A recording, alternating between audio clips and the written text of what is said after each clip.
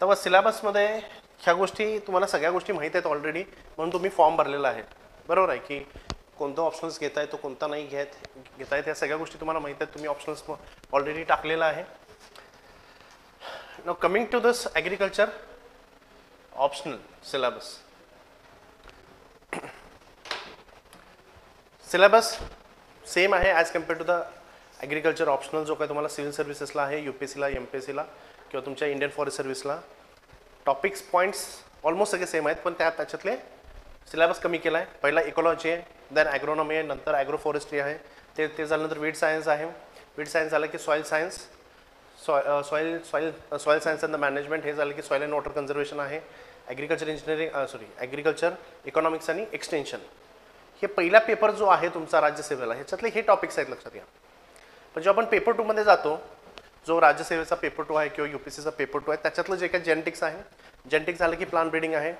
Plant ब्रीडिंगमध्येच biotechnology त्यांनी टाकलेलं आहे, रोल ऑफ बायोटेक्नॉलॉजी हा टॉपिक त्यांनी तिथंच टाकलेला आहे. कशामध्ये? प्लांट ब्रीडिंगमध्येच.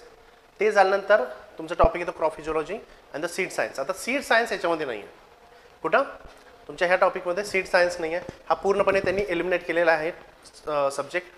ते झाल्यानंतर तुमच्याकडं हॉर्टिकल्चर आणि एंटोमॉलॉजी, पॅथॉलॉजी आणि फूड प्रोडक्शन कन्झम्पशनचा जो काही टॉपिक आहे तो सुद्धा एलिमिनेट केला आहे. पण ह्याच्यामध्ये थोडंसं बघायचं आहे की आपल्याला नेमकं क्वेश्चन्स किती डीपली जाऊ शकतात, कारण पहिल्यांदा एकदा सिलेबस तुम्हाला कळालं की आपल्याला हे कळेल की सिलेबसमध्ये किती डीपली जायचं आहे, किती डेप्थमध्ये जायचं आहे, हे तुम्हाला थोडंफार समजेल व्यवस्थितपणे. So will see first the syllabus. ठीक आहे. आता हा जो काही टॉपिक आहे तुमचा ecology and it relevance to the man, natural resource, their sustainable management and conservation, हा राज्यसेवेला जेवढा महत्त्वाचा आहे तेवढाच महत्त्वाचा तुमच्या फॉरेस्ट्रीला पण आहे, लक्षात घ्या. तेवढाच महत्त्वाचा आहे, कारण आपण इथं फॉरेस्ट्रीची एक्झाम द्यायला लागलोय.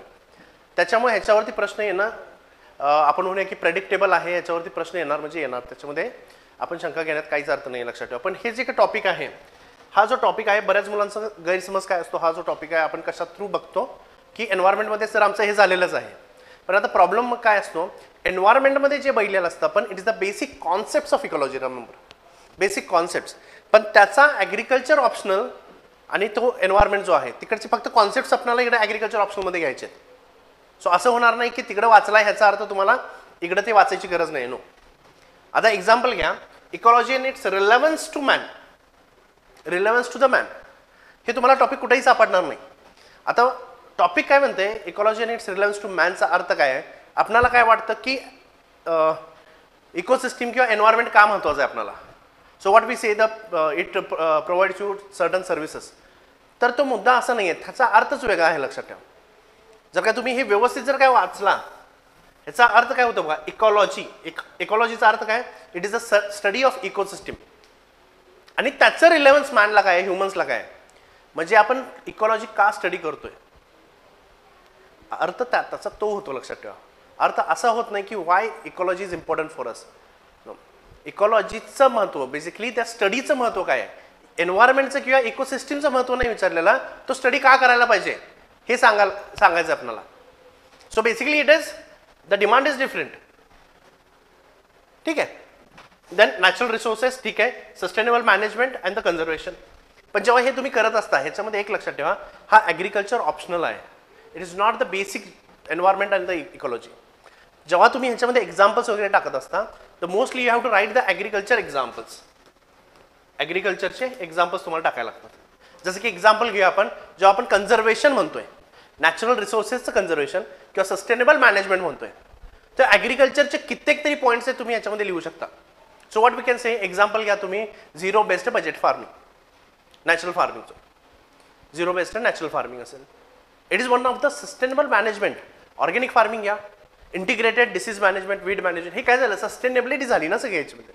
इंटिग्रेटेड म्हणजे काय, सस्टेनेबल झालं ते. कन्झर्वेशन कसं करायचं, ह्या सगळ्या गोष्टी तुम्हाला तिथं टाकायच्या आहेत. गेटिंग. तर मग ॲग्रिकल्चरचं रिलेटेड तुम्हाला इथं जेव्हा उत्तर लिहिता तेव्हा तुम्हाला मार्क पडणार, कारण का ॲग्रिकल्चर ऑप्शनल करतोय आपण, not an ecology or the environment. Getting the point. Physical and social environment as factors of crop distribution and production. खूप सोपा टॉपिक आहे. बायोटिक अबायोटिक फॅक्टर्स झाले, तुमचा विषय संपला. Climatic elements as factors of crop production. Climatic elements, actually हे climatic elements आपल्याला ह्याच्यामध्येच बघायचे, factors affecting the crop production, ह्याच्यामध्येच एवढाच सिलेबस आहे इकॉलॉजीचा. हार्डली 4 लेक्चर लागतील हे सिलेबस कंप्लीट करायला. पण जर काय तुम्ही ॲग्रिकल्चर ऑप्शनलचा जर सिलेबस बघितला राज्यसेवेला, तर ह्याच्यामध्ये अजून एक 4 लाईन ॲड करा तुम्ही, तो सिलेबस आहे. ग्लोबल वॉर्मिंग, क्लायमेट चेंज, त्याचा इम्पॅक्ट वगैरे बऱ्याचशा गोष्टी आहेत. ठीक आहे, तर त्या गोष्टी तुम्हाला ह्याच्यामध्ये इन्क्लूड नाही आहेत. पण हा हार्डली 4 टॉपिकचा लेक्चर आहे, 4 लेक्चरचा टॉपिक आहे. पण आता इकडं जेव्हा तुम्ही ॲग्रोनॉमीमध्ये येता, हा पूर्णपणे पार्ट ॲग्रोनॉमी अँड फॉरेस्ट्रीचा आहे. नाव up to this it is the agronomy. ठीक आहे, आता ह्याच्यावरती काही कॉन्सेप्ट विचारले जातील, लक्षात ठेवा. मल्टिपल फार्मिंग जे आहे, so it is a multiple farming. आता agro climate cropping pattern in different agro climatic zones of Maharashtra म्हटले, पण याचा अर्थ असा होत नाही की तुम्हाला इंडियाचा ॲग्रो क्लायमेटिक झोन्स विचारणार नाहीत. विचारला जाऊ शकतो, थोडंफार आपल्याला ते पण करायला लागणार आहे. बट हिअर महाराष्ट्रावरती फोकस आहे, म्हणजे महाराष्ट्र मेन्शन आहे. बट महाराष्ट्र आपल्याला करायचं आहे व्यवस्थितपणे, कारण का त्याच्यावरती प्रश्न येण्याची शक्यता आहे. Agro climatic cropping pattern of according to the agro climatic zones of Maharashtra, जे काही तुमचे झोन्स आहेत त्याच्यानुसार ॲग्रो क्लायमेटिक क्रॉपिंग पॅटर्न बघायचं आहे. हे झाल्यानंतर मल्टिपल क्रॉपिंगचे जे काही कंपोनेंट्स आहेत किंवा जे काही टाईप्स आहेत, जसं की मल्टी स्टोरेड असेल किंवा मल्टी लेयर्ड म्हणूया आपण याला, multi storeyed, multi layered again, किंवा relay, intercropping and their importance. आता एवढेच ह्यांनी मेन्शन केले आहेत. बट मल्टिपल फार्मिंगमध्ये, मल्टिपल क्रॉपिंग ह्याच्यामध्ये अजून बाकीचे कॉन्सेप्ट्स असतात. जसं की एक्झाम्पल इथं रिले क्रॉपिंग त्यांनी मेन्शन केले. But here sequential cropping has to be done, sequential cropping. आणि लक्षात ठेवा, इथं तुम्हाला जास्त डायग्राम्स बघायला मिळणार नाहीत. कुठलाही बुक घ्या, ह्याच्यामध्ये डायग्राम्स तुम्हाला बघायला मिळणार नाहीत. हार्डली तुम्हाला रिले क्रॉपिंग आणि सिक्वेन्शियल क्रॉपिंग ह्याच्यामध्येच फक्त तुम्हाला काय मिळतील, डायग्राम मिळतील. But for the sake of this particularly we can say multi storeyed, तुम्ही ह्याच्यामध्ये डायग्राम्स काढू शकता. येस, इंटरक्रॉपिंगला डायग्राम्स काढू शकता, किंवा बाकीचे जे काही क्रॉपिंग मेथड्स आहेत त्यामध्ये डायग्राम्स काढू शकता. Along with the examples, you have to give the examples as well. Examples दिला तरच हे गोष्टी तुमच्या क्वेश्चनची डिमांड फुलफिल होणार आहे. So you have to do that again. ठीक आहे, आता ह्याचा क्वेश्चन काय म्हणतोय, टॉपिक काय म्हणते, and their importance in relation to the food production. Generally आपण करताना काय करतोय, मल्टिपल क्रॉपिंग काय आहे, मल्टी स्टोरेज काय आहे, रिले क्रॉपिंग काय आहे, सिक्वेन्शियल क्रॉपिंग काय, एवढंच करतो. पण ह्याच्या पुढचा जो काय पार्ट आहे तो आपण करत नाही. Its significance with respect to the crop production किंवा फूड प्रोडक्शन. म्हणजे फूड प्रोडक्शनला हे कसं महत्वाचं आहे, कारण का जनरली काय होते, these are nothing but the types which can be included in intensive agriculture, intensive farming म्हणू शकतो आपण. इंटेन्सिव्ह फार्मिंगचा अर्थ काय होतो, पर युनिट एरिया तुम्हाला जास्तीत जास्त प्रोडक्शन घ्यायचं आहे. एक्सटेन्सिव्ह नाही आहे, म्हणजे इथं एरिया नाही वाढवायचा आहे, तुम्हाला प्रोडक्शन वाढवायचं आहे पर युनिट एरिया. म्हणजे जर काय ट्रॅडिशनल मेथडनी तुम्हाला 10 किलोचं फूड ग्रेन मिळत असतील, तर आता तुम्हाला 10च्या जागी 12 किंवा 15 kg फूड प्रोडक्शन घ्यायचं आहे. That is it meaning. मग इंटेन्सिव्ह ॲग्रिकल्चर का महत्वाचं आहे ते तुम्हाला समजून घ्यायला लागणार आहे. So why the intensive agriculture is important, कारण का पॉप्युलेशन वाढायला लागलं. पॉप्युलेशन जशी वाढते तुमची जी काय ॲग्रिकल्चर लँड आहे ती कमी कमी होत चाललेली आहे. अर्बनायझेशन वाढत चाललंय, बरोबर आहे. सो बेसिकली ह्या सगळ्या गोष्टी होत चालल्यात, पण ह्याच्याबरोबर क्लायमेट चेंज होत चाललंय. So basically because of the climate change अजून काय व्हायला लागलंय, तुमचं प्रोडक्शन कमी होत चाललंय, तुमची लँडचं डिग्रेडेशन व्हायला लागलंय. Whatever the rainfall you are getting it is been reduce. Heat waves वाढायला लागल्यात, ड्रॉट्स यायला लागल्यात, in some areas floods are coming. याचा अर्थ काय, हे सगळे निगेटिव्ह इफेक्ट व्हायला लागतात. त्याच्यामुळे तुम्हाला जर काय फूड सिक्युरिटी जर काय करायची असेल, you have to go for the intensive farming, and that intensive farming has to be related here. म्हणून याचं सिग्निफिकन्स आहे ह्या फूड प्रोडक्शनला. आणि म्हणून हे this can be linked with the food security of country. Food सिक्युरिटीला तुम्हाला म्हणजे आपला प्रॉब्लेम काय असतो की सर आता ह्याचं कन्क्लुजन कसं करायचं. इंटेन्सिव्ह फार्मिंग आहे, link to the food security of India, isn't it. झालं काम आपलं. किंवा गव्हर्नमेंटचे काही स्कीम्स असतील इंटेन्सिव्ह फार्मिंगसाठी ते टाकू शकतो. आणि हे करत असताना तुम्हाला ह्याच्या काहीतरी केस स्टडीज म्हणा किंवा काही मॉडेल्स असतील, मल्टी स्टोरेज फार्मिंगचे मॉडेल्स असतील, म्हणजे काय काय ग्रो करताय तुमच्या शेतावरती समजा आंब्याची झाड आहेत किंवा नारळाची झाड आहेत, banana trees banana plantation you have done, आणि काय कुठलं तरी फॉडर ग्रो करताय तुम्ही. हे जे मॉडेल्स आहेत ना, हे मॉडेल्स तुम्हाला तिथं मेन्शन करणं अपेक्षित असतं.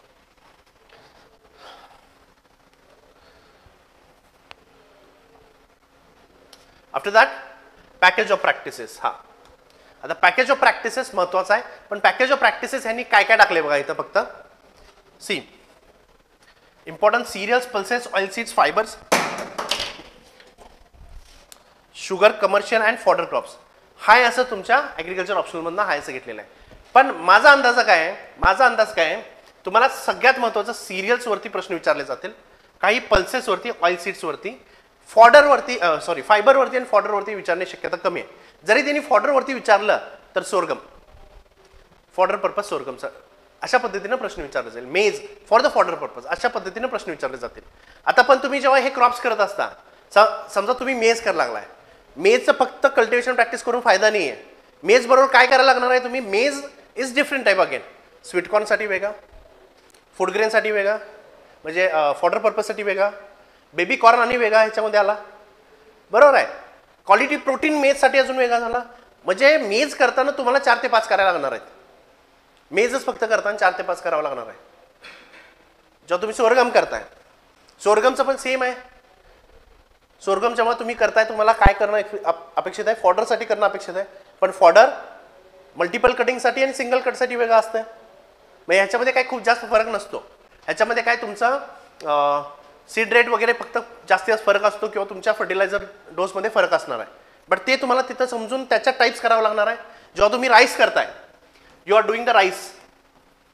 आता राईस करताना फक्त राईसचं कल्टिवेशन झालं म्हणजे झालं का, नाही. राईस किती टाईपचे, अपलँड पॅडी करावं लागणार आहे तुम्हाला, lowland paddy, both one and the same आहेत का. एकामध्ये पडलिंग ऑपरेशन करायचं आहे, एक आहे डायरेक्ट सीडेड राईस आहे तुमचं. बट ह्याच्याबरोबर तुम्हाला SRI method also you have to do it. SRI method you have to do it upland किंवा ट्रान्सप्लांटेड म्हणूया आपण, आणि direct seeded rice, direct seeded DSR method, direct seeded rice. म्हणजे इतकंच 3 झाले. अजून वेगळ्या टेक्नॉलॉजीज आहेत का, तर आहेत. मग ते तुम्हाला करावं लागणार आहे. अंडरस्टँडिंग. म्हणजे राईसचं असं हेच फक्त नाही आहे, same is with respect to the wheat. व्हीटचं कधी ऐकलंय का, system of wheat intensification, SWI. Have you heard any time. SRI method फक्त ऐकली आपण, SWI मेथड ऐकली का, नाही ऐकली. बट इट इज प्रेझेंट ना, आहे ना ते अस्तित्वात. You have to do that.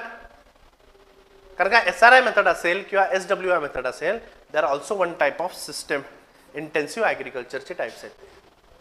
They can also be written in the हे बरोबर काय करायचं तुम्हाला, जेव्हा तुम्ही शुगर क्रॉप्स करताय. शुगर क्रॉप्स काय तुमचा शुगर केन आहे. आता शुगर केन झालं, काय काय असणार आहे याच्यामध्ये परत, शुगर बीट. ठीक आहे, शुगर बीट इंडियामध्ये विचारणार नाहीत, एस्पेशली महाराष्ट्रात विचारणार नाहीत. महाराष्ट्रातलं शुगर क्रॉप कोणतं महत्त्वाचं आहे, इट इज शुगर केन. आजपर्यंत UPSC मध्ये प्रश्न नाही आला. It can be asked in the MPSC mains also. म्हणजे फॉरेस्ट्रीसाठी तर नाहीच विचारणार. पण शुगर केनचं cultivation practices are different again. 2 bud 3 bud असतील जनरली, किंवा अजून इथं काय ट्रान्सप्लांटेड आहे का, आहे ना. Yes, we have to do that again. ते झाल्यानंतर अजून काय करावं लागतं आपल्याला, रटुनिंग. रटुनिंग ते तुम्हाला त्याच प्रॅक्टिसेसमध्ये करायचं आहे पुढं. बट अगेन इथं तुम्हाला SSI method. What is SSI method, intensification, sustainable sugar cane initiative. Sustainable sugar cane initiative ती पद्धत बघायला लागते तुम्हाला. म्हणजे इथं ह्याचा अर्थ असा नाही की तुम्हाला राईस करायचं म्हणजे एक राईस केला म्हणजे झालं, नाही. राईसमधले पण वेगळे क्रॉपिंग प्रॅक्टिसेस आहेत, ते तुम्हाला करावं लागणार आहेत. व्हीटचं सेम आहे, मेजचं सेम आहे. म्हणजे वेगवेगळे जे काही मेथड्स आहेत ते तुम्हाला इथं काय करणं अपेक्षित आहे, लिहिणं अपेक्षित आहे, लक्षात ठेवा. किंवा प्रिपरेशन करणं अपेक्षित आहे. कारण का तुम्हाला जर काही प्रश्न विचारला, तुम्ही लोलँड पॅडी ट्रान्सप्लांटेशन कसं करताय, ट्रान्सप्लांटेड पॅडीचं तुम्ही कल्टिवेशन प्रॅक्टिसेस करून गेलाय, आणि जर काही प्रश्न आला, discuss the direct seeded rice package of practices of the direct seeded rice. काय लिहिणार, डायरेक्ट सीडेड राईस विचारलाय तुम्हाला. गेटिंग. तर याच्यातले काही म्हणजे ऑल ओव्हर टोटल मिळून लईत लई 15-16 क्रॉप्स होतील. याच्या पलीकडे क्रॉप्स होणार नाहीत तुमचे, जास्तीत जास्त 15, याच्या पलीकडे क्रॉप्स जाणार नाहीत. कारण का तुम्हाला जे छोटे छोटे क्रॉप्स असतात ते करायची गरज नाही आहे. त्याच्यावरती राज्यसेवा किंवा आयोग प्रश्न विचारणार नाही. आणि जरी विचारला we can keep it for the option. कारण का करायला भरपूर आहे, स्किप करायला भरपूर आहे आणि सगळ्या गोष्टी नाही करू शकत आपण, लक्षात घ्या. येस. तर हे झाल्यानंतर तुम्हाला काय महत्वाचं आहे, हा important features, scope and propagation of various types of forest replantation such as extension, social forestry, agroforestry and natural forestry. So this is purely ॲग्रोफॉरेस्ट्रीचा टॉपिक आहे. 2 ते 3 लेक्चरमध्ये होऊन जातं, नॉट मोर दॅन दॅट. एखादा प्रश्न एक्सपेक्ट करू शकता. आणि माझं एक्सपेक्टेशन आहे की तुम्हाला सोशल फॉरेस्ट्री, एक्सटेन्शन फॉरेस्ट्री, ॲग्रोफॉरेस्ट्री ह्याच्यावरती प्रश्न एखादी शॉर्ट नोट विचारली जाऊ शकते ह्याच्यावरती, किंवा ॲग्रोफॉरेस्ट्रीचं सिग्निफिकन्स. That's it.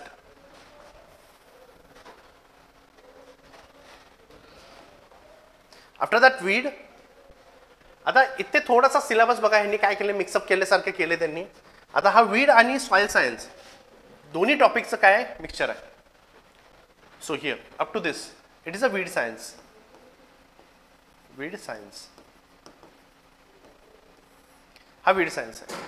सो काय, weeds, their characteristics, dissemination, association with various crops, their multiplication, cultural, biological and chemical control of weed. हा प्रश्न आहे. म्हणजे याच्यामध्ये विचारण्यासारखं काय आहे, व्हॉट आर वीड्स, वीडचे फीचर्स काय आहेत किंवा कॅरेक्टरिस्टिक्स काय काय आहेत, हा प्रश्न एक विचारला जाऊ शकतो. किंवा वीडचं रिप्रोडक्शन कसं होतं हे विचारलं जाऊ शकतं. किंवा डेसिमिनेशन कसं होतं हा एक प्रश्न विचारला जाऊ शकतो. किंवा इंटिग्रेटेड वीड मॅनेजमेंट ह्याच्यावरती एखादा प्रश्न विचारला जाऊ शकतो. कारण तुम्हाला इथं काय आहे, their multiplication, cultural, biological and chemical control of weed which is nothing but together जर घेतला तर ते काय झालं तुमचं, इट इज अ इंटिग्रेटेड. ह्याच्यामध्ये त्यांनी फिजिकल मेथड मेन्शन नाही केलेली. फिजिकल मेथड इज डिफरंट आहे. फिजिकल मेथड त्यांनी मेन्शन करायला पाहिजे होती, त्यांनी केलेली नाही आहे. ठीक आहे. After that this particular topic is soil science. Soil science. आता modern classification of Indian soil given by the ICAR किंवा USDA, department of agriculture. So generally त्यांची जी काय क्लासिफिकेशन आहे आणि ICARची क्लासिफिकेशन ही पण करायची आहे. But along with that you have to do the classification of Maharashtra soils. Maharashtra soils found in the Maharashtra. Agri MPSCला असं झालं होतं. ॲग्री MPSCमध्ये मेन्शन नाही आहे, पण त्यांनी महाराष्ट्राचे सॉइल्स विचारले होते प्रश्न मेन्समध्ये. तर तुम्हाला महाराष्ट्राचं सुद्धा करायचं आहे त्याच्यामध्ये. ठीक आहे. So after that it is the minerals and organic constituents of the soil.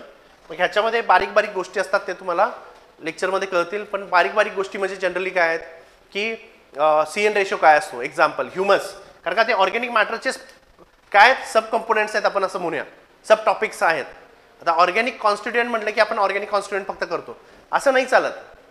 मग ह्युमस काय असतं, ह्युमसवरती एखादी शॉर्ट नोट म्हणा किंवा CN रेशोवरती एखादी शॉर्ट नोट म्हणा, ह्या सगळ्या गोष्टी याच्यामध्ये विचारल्या जाऊ शकतात. ठीक आहे. ते झाल्यानंतर essential plant nutrients and other beneficial elements in soil and plants. आता हे लक्षात ठेवा, हा जो टॉपिक आहे हा तुम्हाला क्रॉप फिजिओलॉजीमध्ये पण आहे आणि इकडं पण आहे सॉइल सायन्समध्ये सुद्धा. त्यामुळे they can ask you the question from soil science point of view और the crop physiology point of view, plant फिजिओलॉजीच्या व्ह्यूनं पण विचारला जाऊ शकतो. दोन्हीकडे पण हा टॉपिक आहे, लक्षात ठेवा. ठीक आहे. मग आता ह्याच्यामध्ये करायचं आहे काय, बेसिकली क्लासिफिकेशन तर करायचं आहे. ठीक आहे. क्लासिफिकेशन केल्यानंतर प्रत्येकाचं किती करायचं आहे, पण ह्याच्यामध्ये फक्त आणि फक्त रोल करून फायदा नाही आहे. ह्याच्यामध्ये त्याचा रोल काय असतो किंवा फंक्शन काय आहे, फंक्शन बरोबर डेफिशियन्सी सिम्पटम्स काय आहेत हे पण करावं लागणार आहे. आणि त्याला तुम्हाला काय काय सोर्स आहेत त्याचे, किंवा बेसिकली रिक्लेमेशन कसं करायचं किंवा त्याच्या डेफिशियन्सी कशी दूर करायची हे सुद्धा तुम्हाला तिथं लिहिणं एक्सपेक्टेड आहे, लक्षात घ्या.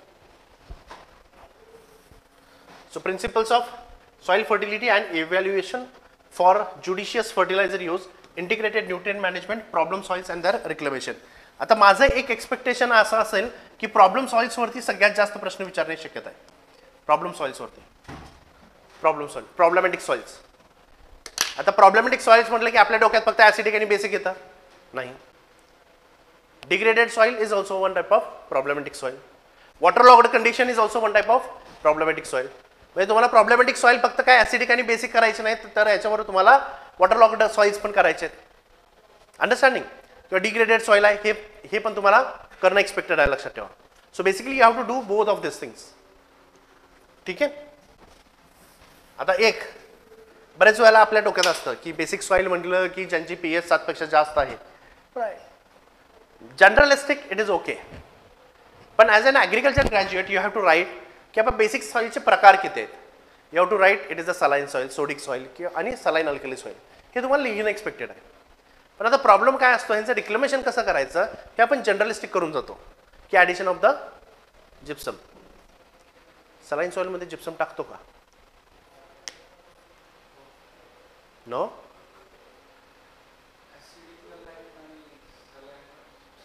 Saline we do not add the gypsum. We add the gypsum for the sodic soil. The gypsum for the sodic soil. आता एक बेसिक कॉन्सेप्ट सांगतो तुम्हाला. सोडिक सॉइल जी असते त्याची फ्री असते, लक्षात ठेवा. फ्रायबल असते. फ्रायबल म्हणजे जर बघितलं तर सुट्टे सुट्टे होतात. का होतात? ॲग्रिगेशन होत नाही. का होत नाही? का ॲग्रिगेशन होत नाही?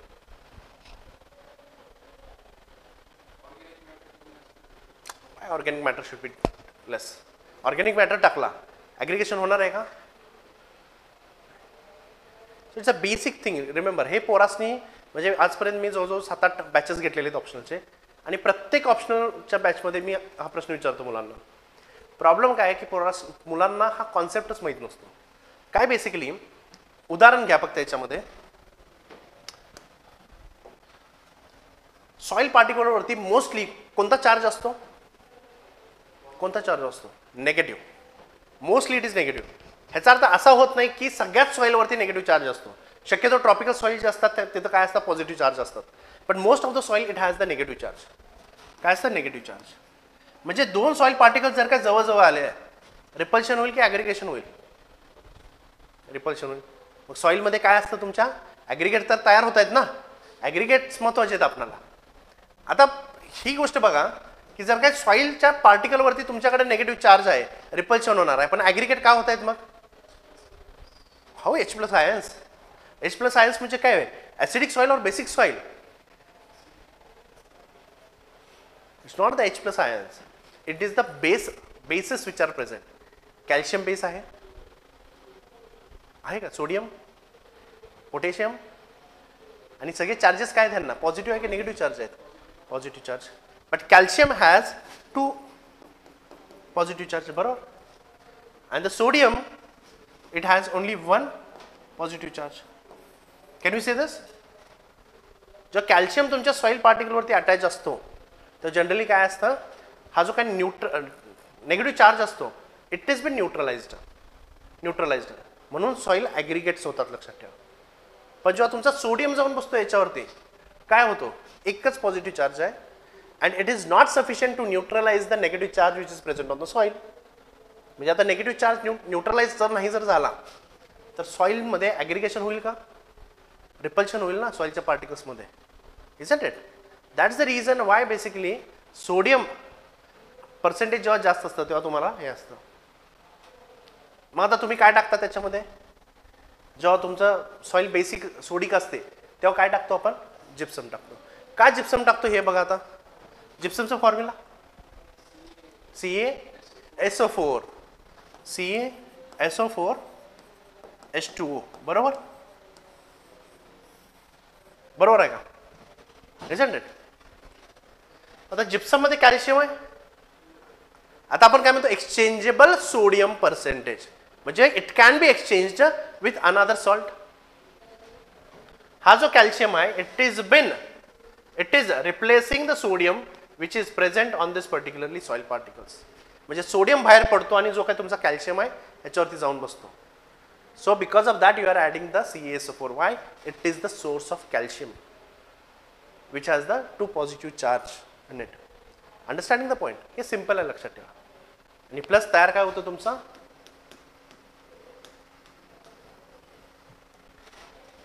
H2SO4. So what is the use of H2SO4? H2SO4 is a acid.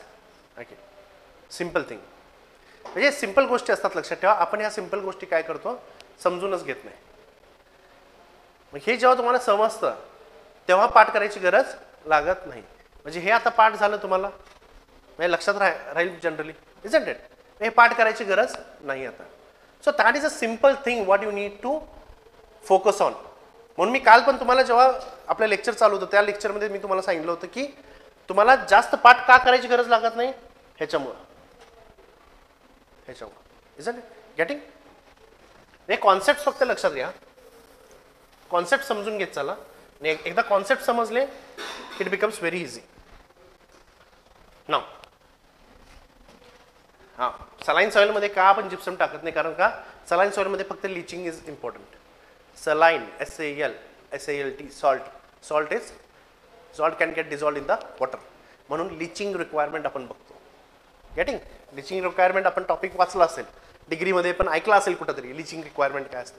का लिचिंग रिक्वायरमेंट बघतो, कारण का आपल्याला सलाईन सॉइलचं रिक्लेमेशन करायचं असतं लक्षात. सो ह्याच्यामध्ये जिप्समची गरज नाही, कारण का तुम्ही पाणी सोडा, पाणी ॲड झालं सफिशियंट झालं, तुमचं सॉल्ट्स निघून जातात कारण का ते डिझॉल्व्ह होऊन जातात पाण्यामध्ये.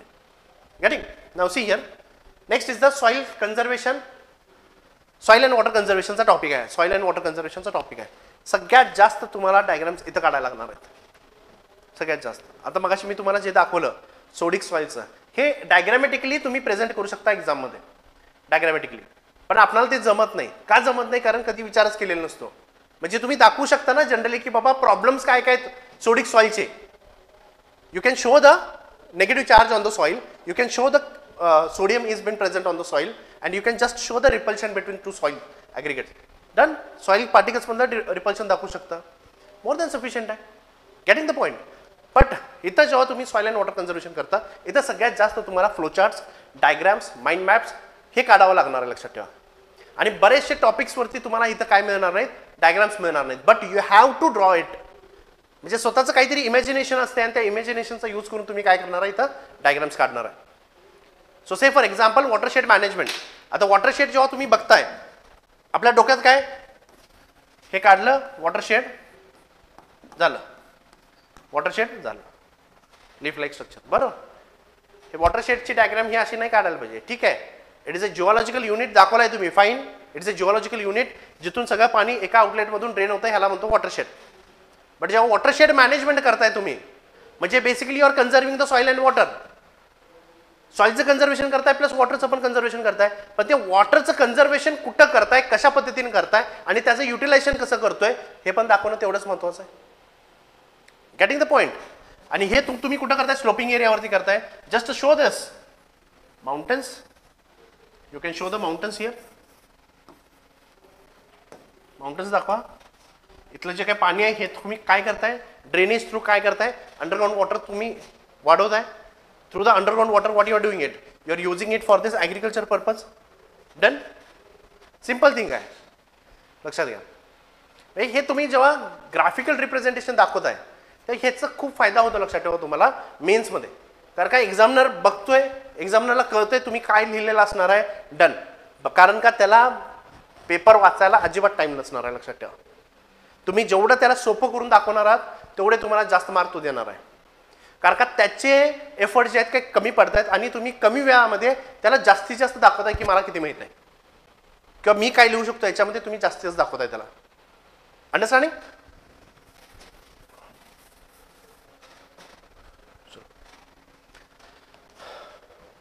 See, then again it is a dryland agriculture and its problem. Technology of stabilizing agriculture production in rainfed agriculture areas. Same thing again.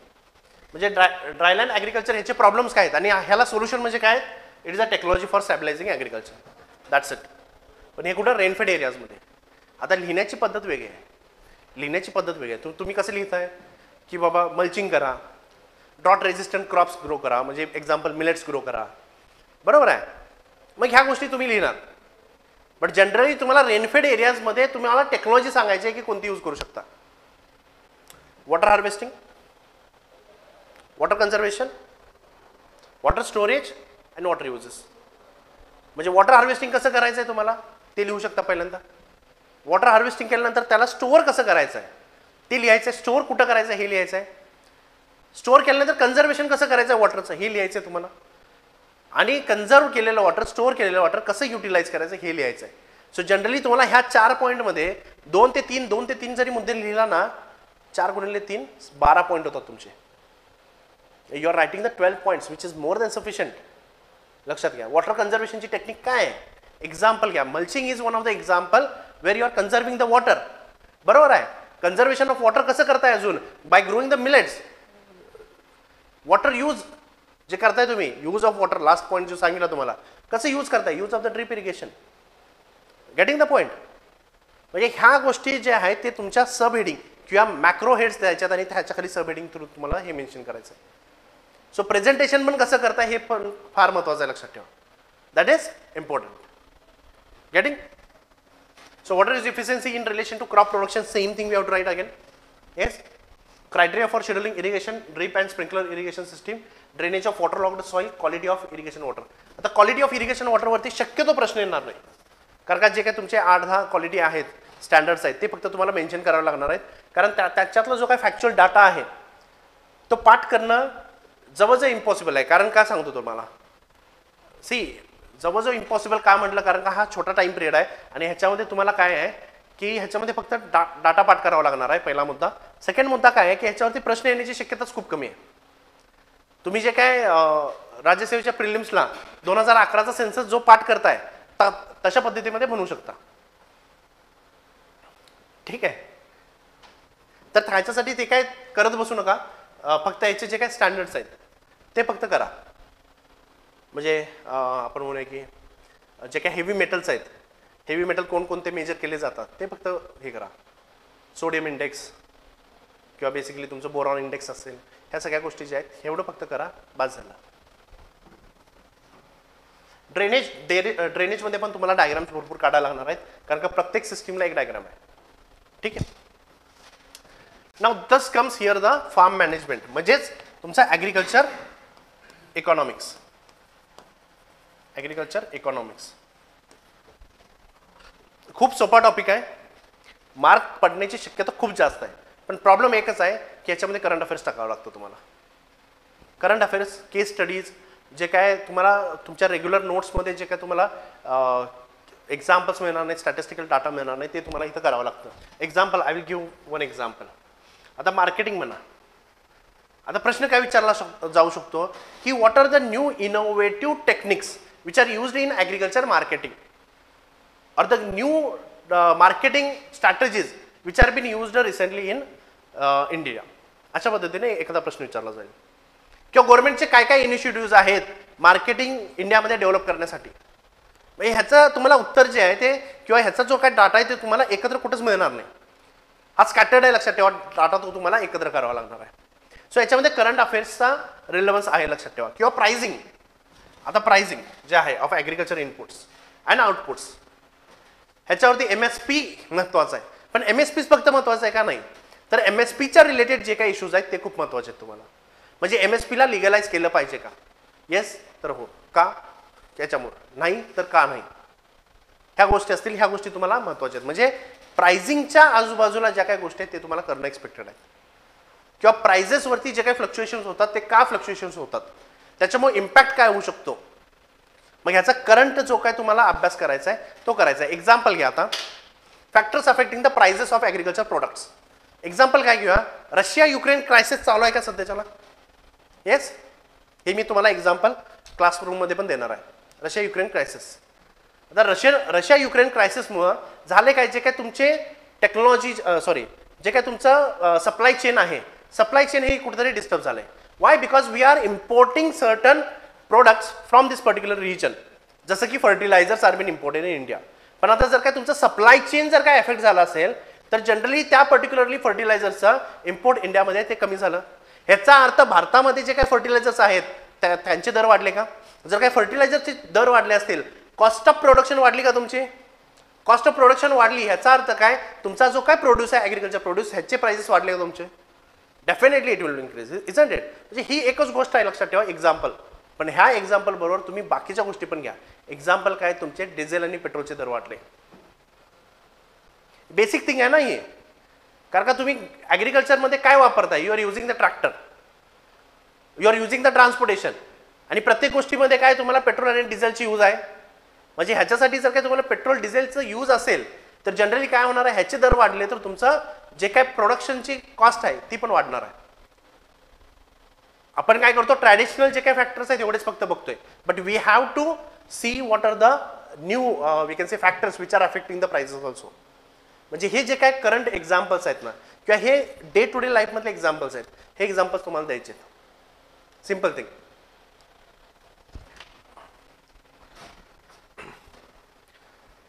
The types and systems of farming, simple thing आहे, जास्त काय करायचं नाही. नंतर agriculture extension, हा पण topic जो आहे तो खूप महत्त्वाचा आहे, लक्षात ठेवा. हा पण टॉपिक खूप महत्त्वाचा आहे, कारण का ह्याच्यामध्ये पण तुम्हाला करंट अफेअर्स येण्याची शक्यता आहे, लक्षात ठेवा. Current affairs why, land to lab programmes. Land to lab programme, आता लँड टू लॅब प्रोग्राम्स भरपूर आहेत, लक्षात ठेवा. म्हणजे तुम्ही तुमच्या लॅबॉरेटरीमधून ते शेतकऱ्यांच्यापर्यंत कसं घेऊन जात आहे, मेथड्स आहेत, डेमॉन्स्ट्रेशन्स मेथड्स आहेत, लक्षात ठेवा. डेमॉन्स्ट्रेशन मेथड्स आहेत, म्हणजे मेथड डेमॉन्स्ट्रेशन आहे किंवा रिझल्ट डेमॉन्स्ट्रेशन असेल, फ्रंट लाईन डेमॉन्स्ट्रेशन मेथड असेल, किंवा एक्झिबिशन्स असतील, किंवा आता सोशल मीडियाचा वगैरे यूज करतोय आपण, म्हणजे ते मार्केटिंगमध्ये पण येणार आहे. बट एक्सटेन्शन एज्युकेशनचा ती एक मेथड आहे, लक्षात ठेवा. Use of CSIR, example CSR, not CSR, corporate social responsibility आहे का, कॉर्पोरेट सोशल रिस्पॉन्सिबिलिटी, पण हे डोक्यात तुमच्या येणार आहे का, कधी नाही येणार. सो हे जे काय तुम्ही एक्झाम्पल्स टाका लागलाय, हे जे काय तुम्ही मेथड्स टाका लागलाय, that makes your answer different from the other people, and that will give you extra edge. अर्धा मार्क किंवा 1 मार्क तुम्हाला काय जास्त मिळतोय, it is because of this. It is not only just CSR बरोबर बाकीच्या मेथड्स पण आहेत, लक्षात ठेवा, बाकीच्या गोष्टी पण आहेत. एक्झाम्पल, किओस्क आहेत, महिंद्राचं किओस्क आहे, टाटाचं आहे किओस्क, इजंट इट. आणि या बऱ्याचशा गोष्टी आपल्याला माहित आहेत, लक्षात ठेवा, त्या आपण करत नाही. Private and public extension services, दोघांच्यामध्ये काही पॉझिटिव्ह आहेत, काही निगेटिव्ह आहेत. But you need to know that, you need to understand what are the examples, what are the recent technologies which are been used. Then see farm mechanization, its role in agriculture, production and rural employment. Farm mechanization चे नवीन techniques काय काय. Example घ्या, Kisan drone, simple example आहे. Farm मेकॅनायझेशनचा type आहे तो, मेकॅनायझेशनच करतोय ना, म्हणजे ॲप्लिकेशन ऑफ इन्सेक्टिसाइड, पेस्टिसाइड कशा through, with the help of drone, done. So it is new farm मेकॅनायझेशनची ती एक मेथड झाली, लक्षात ठेवा. गेटिंग. किंवा यूज ऑफ द AI. आता तुम्ही AIचा यूज करताय, so will say here use of AI. Can you use the AI for farm mechanisation? तुम्ही ड्रिप इरिगेशन वापरताय, can we say drip irrigation is nothing but farm mechanisation? मशीनच्या यूजनं तुम्ही agriculture करायला लागलाय. Is drip irrigation machine or not? It's a machine. मग त्या मशीनमध्ये AIचा वापर करू शकता का तुम्ही? You can do it. काय नाही करू शकत? करू शकता? Yes, you can do it. But AI फक्त यूज करून फायदा काय तुम्हाला? No, you have to use the IoT, internet of things. एवढंच महत्वाचं काय? No, they are the components of precision agriculture. ते कंपोनेंट्स आहेत तुमचे प्रिसिजन ॲग्रिकल्चरचे. सो फार्म मेकॅनायझेशन मध्ये हे ज्या नवीन गोष्टी यायला लागल्यात हे तुम्हाला इन्क्लूड करायचे आहेत.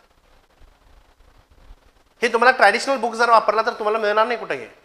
But you have to think from that angle. Remember, म्हणजे तुम्ही करंट अफेअर्स वाचताय, हे सगळ्या गोष्टी तुम्हाला माहित नाहीत अशा नाही आहेत.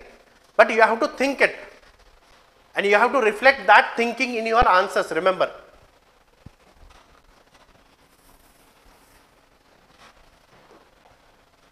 आता बघा, इथून जो सेक्शन चालू होतो हा मोस्टली आता बॉटनीला ओव्हरलॅप होतोय, लक्षात ठेवा. आता बॉटनीच्या तुमच्या ओरिएंटेशनला मी हे सगळं डिस्कस करणार आहे. मग मी आता बॉटनीमध्ये काय ओव्हरलॅप होतं हे मी काय डिस्कस करणार नाही आता. ठीक आहे. Now simple thing, cell theory, cell structure, cell organelles and their function. Simple. Cell division, nucleic acid, structure, function, gene structure and function. So generally हे काय झालं तुमचं पूर्णपणे जेनेटिक्स चालू आहे. जेनेटिक्स मधला हा काय पार्ट आहे? सेलवरचा पार्ट आहे. Cell organelles, generally cell organelles झाले की त्याचे फंक्शन्स काय काय आहेत, डायग्राम काय आहे, प्रोकॅरियोटिक आणि युकॅरियोटिक. आता प्रोकॅरियोट आणि युकॅरियोटिक सेल जे आहे ते तुम्हाला बॉटनीमध्ये पण मेन्शन आहे. बट इथं पण तुम्हाला ते करावं लागतं, लक्षात ठेवा. कारण का सेल विचारलंय तुम्हाला. सेल म्हटलं की सगळा ब्रॉडर आला, ह्याच्यामध्ये प्रोकॅरियोटिक आणि युकॅरियोटिक सेल पण आलं, ह्याच्यामध्ये ॲनिमल सेल आणि प्लांट सेल पण आलं. म्हणजे ह्याच्यामध्ये तुम्हाला डिफरन्स जो बघायचा आहे ॲनिमल सेल आणि प्लांट सेल ह्याच्यामधला सुद्धा डिफरन्स बघायचा आहे. तुम्हाला प्रोकॅरियोटिक सेल आणि युकॅरियोटिक सेल मधला पण डिफरन्स बघायचा आहे. पण सगळ्या गोष्टी पाठ करायच्या आहेत का नाही, सगळ्या गोष्टी तुम्हाला काय घ्यायच्या आहेत, समजून घ्यायच्या आहेत. So you have to understand की बाबा ह्या गोष्टी का होत आहेत, ह्याच्यामध्ये ही गोष्ट आहे, ह्याच्यामध्ये ही गोष्ट का नाही आहे, किंवा हा जो काय पर्टिक्युलर ऑर्गेनल आहे हा इतकं काय आहे, हा कसा डेव्हलप झाला आहे, कशा पद्धतीने डेव्हलप झालेला आहे, ह्या सगळ्या गोष्टी काय करून घ्या, समजून घ्यायच्यात, लक्षात घ्या.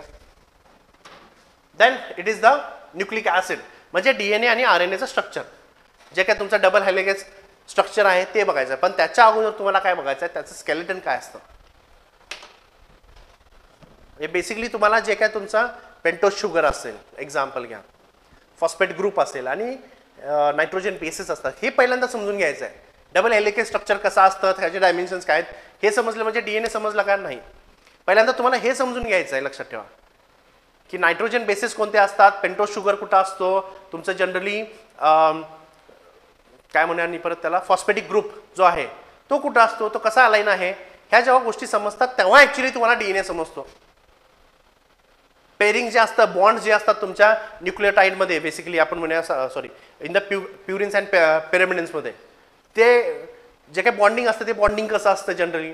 कारण का तुम्हाला ते जर समजलं तर जनरली तुम्हाला रेप्लिकेशन जे होतं डीएनए आरएनएचं सेमी कन्झर्वेटिव्ह मेथडमध्ये, डीएनएचं बेसिकली सेमी कन्झर्वेटिव्ह मेथडमध्ये ते तुम्हाला समजतं. कारण का त्याच्यामध्ये फक्त आपल्याला बघायचं नाही की डीएनएचं रेप्लिकेशन कसं होतंय, त्याच्यामध्ये तुम्हाला एन्झाईम्स महत्त्वाचे असतात.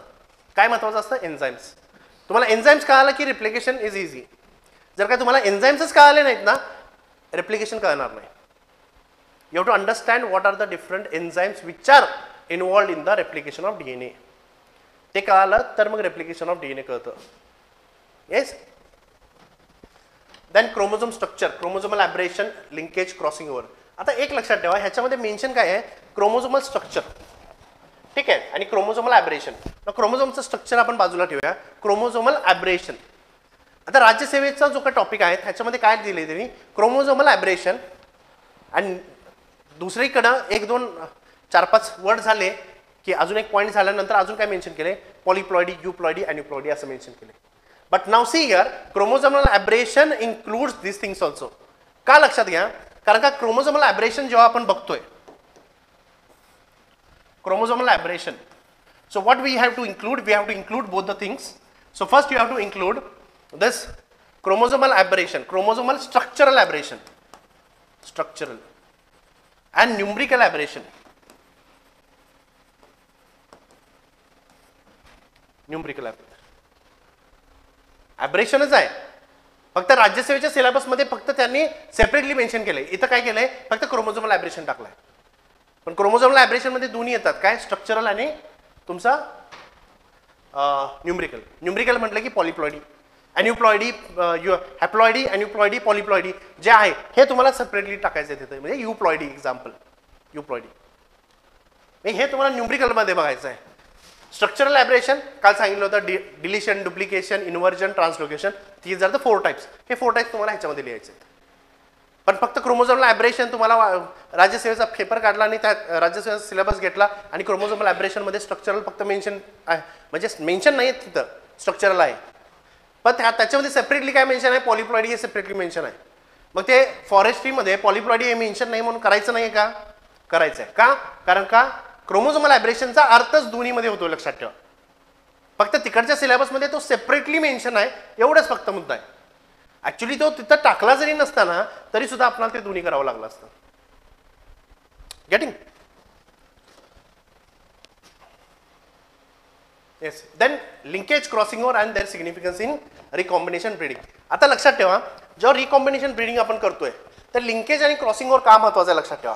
कारण का लिंकेज आणि क्रॉसिंग ओव्हर हे दोन्ही एकमेकांना अपोजिट आहेत, दोन्ही एकमेकांना अपोजिट आहेत. का, कारण लक्षात घ्या, जेव्हा लिंकेज म्हणतोय तेव्हा तुमचं ऑफस्प्रिंग जे असतं it is more of the parental type.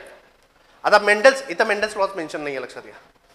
Mendel law इथं मेन्शन नाही आहे, पण जोपर्यंत तुम्हाला मेंडल लॉ समजत नाही ना तोपर्यंत तुम्हाला हे लिंकेज आणि क्रॉसिंग ओव्हर करणं डिफिकल्ट आहे. मला माहित नाही आयोगाने असं का मेन्शन केलंय, आयोगाने असं का केलं हे पण मला कळत नाही की मेंडल्स लॉ का नाही मेन्शन केला इथं. म्हणजे सगळ्यात बेस काय आहे तुम्हाला हे सगळे जेनेटिक्स समजून घेण्यासाठी सगळ्यात महत्त्वाचं तुम्हाला मेंडल्स लॉ आहे आणि आयोगाने मेंडल्स लॉच काढून टाकला आहे. आयोगाचा जर काय तुम्ही राज्यसेवेचा जर काही सिलेबस घेतला ॲग्रिकल्चरचा त्यामध्ये क्लिअर कट मेन्शन आहे Mendel's laws of inheritance, Mendel's laws of inheritance असं क्लिअर कट मेन्शन आहे तो टॉपिक, इथं नाही आहे. मग मला हेच कळत नाही की तुम्ही जर काय मेंडल्स लॉज माहीत नसेल लिंकेज क्रॉसिंगवर करणार कसात. येस, त्याच्या अगोदर इथं सेल डिव्हिजन एक मेन्शन केलं, लक्षात ठेवा सेल डिव्हिजन. आता बरेच वेळेला मी एक गोष्ट बघितलेली आहे की आत्तापर्यंतच्या लेक्चर्समध्ये आत्तापर्यंतच्या बॅचेसमध्ये माझ्या की जेव्हा सेल डिव्हिजन आपण करत असतो ना तेव्हा मायटोसिस आणि मिओसिस दोन टाईपचे सेल डिव्हिजन आहेत. पण जेव्हा मिओसिस करतो ना आपण विद्यार्थ्यांना हेच कळत नाही की मिओसिसमध्ये फर्स्ट आणि टू जे आहेत फर्स्टमध्ये रिडक्शन होते की सेकंडमध्ये रिडक्शन होतं. मिओसिसमध्ये काय दोन्ही पण गोष्टी होतात. मायटोसिस काय इक्वेशनल डिव्हिजन आहे, एक क्रोमोझोम नंबर सेम राहतोय. पण जेव्हा मिओसिस होते तेव्हा फर्स्ट मिओसिसमध्ये रिडक्शन होते की सेकंडमध्ये रिडक्शन होते हेच कळत नाही मुलांना. सो बेसिकली जोपर्यंत तुम्हाला हे नाही कळणार ना तोपर्यंत तुम्ही सेल डिव्हिजन व्यवस्थित लिहू शकत नाही. कशाची? मिओसिसची.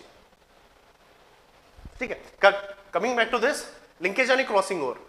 कारण का मेंडल काय म्हणतो जो काय तुमचा F1 असणार आहे तो कसा असणार आहे रिकॉम्बिनंट असणार आहे. बरोबर आहे, रिकॉम्बिनेशन येणार आहे त्याच्यामध्ये. ते पॅरेंटचे दोन्हीचे कॅरेक्टरिस्टिक्स घेऊन तो तिथे येणार आहे. म्हणजे तो पॅरेंटल टाईप कमी आणि रिकॉम्बिनंट टाईप जास्त असणार आहे. हे जनरली काय होतं तुमच्या क्रॉसिंगवर होतं किंवा सेग्रिगेशन म्हणजे जे काय तुमचे जीन्स असतात ते सेग्रिगेट होतात. सेग्रिगेशन लॉ ऑफ सेग्रिगेशन आहे आपल्याला. बरोबर, ते सेग्रिगेशन झाल्यामुळे जनरली तुम्हाला पॅरेंटल टाईप जास्त मिळतात. पण लिंकेज काय म्हणतं? लिंकेज म्हणतं की जर काय तुमच्या जीन्समध्ये लिंकेज असेल you will be getting parental type more. हे पॅरेंटल टाईप तुम्हाला जास्त मिळणार आहेत, रिकॉम्बिनेशन मिळणार नाही तुम्हाला. पण क्रॉसिंगवर काय म्हणतं रिकॉम्बिनेशन होतंय. क्रॉसिंगवर says there will be recombination of genes. याच्यामध्ये तुम्हाला हे कळायला पाहिजे की बाबा होमोलॉगस क्रोमोझोम्स काय असतात, होमोलॉगस क्रोमोझोममध्ये कसं क्रॉसिंग वगैरे होतं, कुठल्या स्टेजला होतं, ह्या सगळ्या गोष्टी तुम्हाला समजून घ्यायला लागतील ते. ठीक आहे.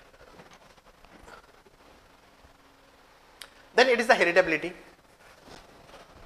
एन्व्हायरमेंटल हेरिटेबिलिटी आहे का? Environmental variations. आता हेरिटेबिलिटी म्हणजे